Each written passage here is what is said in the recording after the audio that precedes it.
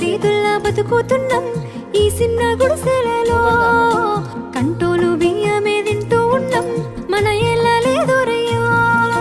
కష్టాల్లో తోడున్న అందరికీ నా ఒళ్ళని కనిపిస్తలేనమ్మ కొందరికి కష్టాల్లో నేనున్నని. నా ఒళ్ళు నీ ఒళ్ళు ఏమున్నది అన్ని కాగితాల బంధాలు, అవి కాగితాలే జీవితాలనుకొని అయినోళ్ళనే వదులుకుంటారయ్యా. బాగుంటే 10 మంది వస్తారయ్యో చుట్టాలై మన ఇంటికి, లేకుంటే వదిలేసి పోతారయ్యో అయినోళ్ళే ముమ్మాటికి.